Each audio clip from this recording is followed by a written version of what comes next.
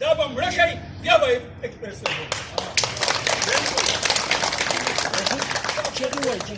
پسې درشو چې زموږ دا وکالت په ښه طریقه وکړي. موږ په دې خبره زه دا ټولې خبرې راغونډوم.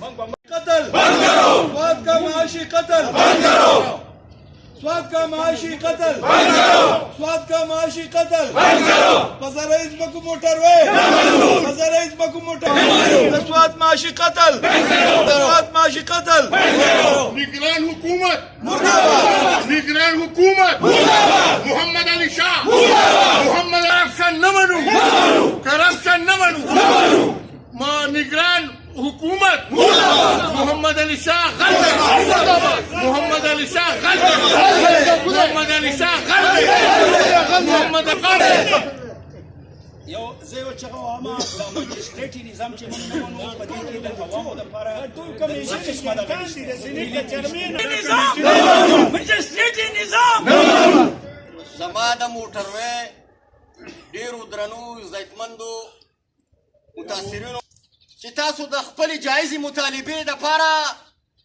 د ډېرې مودې نه په دې ظالم او په دې جابر ریاست کې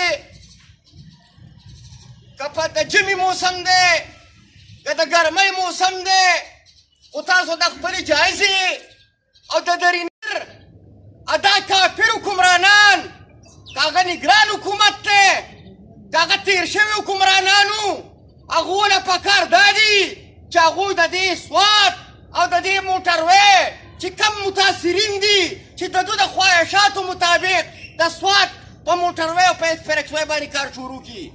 موږ داسې یو نظام داسې یو قانون موږ په پاکستان کې نه منو.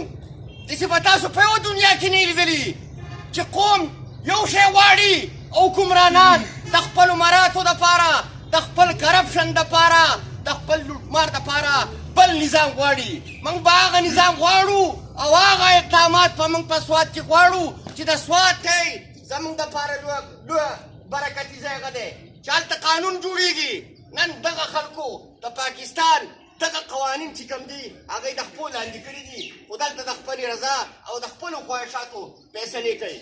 وزیر چې دی وزیر مواصلات محمد علي شاه دی چې راغی دلم تلیو ده دا موږ ته ویلو چې زه به ستاسو د متاثرینو وکیل یم زه به وکالت کوم. نو موږ ورته وایو چې ته زموږ وکیل شوې او ته وزیر مواصلات یې موږ دا کیس ګټلی دی. خو افسوس خبره دا کوم چې د سواد د تحصیل کونسل نه والا چې د تحصیل کونسل قرارداد پکې دی چې د سواد خلک د موټروي خلاف نه دی. د سواد خلک د سواد ترقي غواړي موټروي غواړي خو د سواد په زرعي ځمکو کورونو او باغونو باندې نه غواړي د خپل سر په قیمت یې نه غواړي.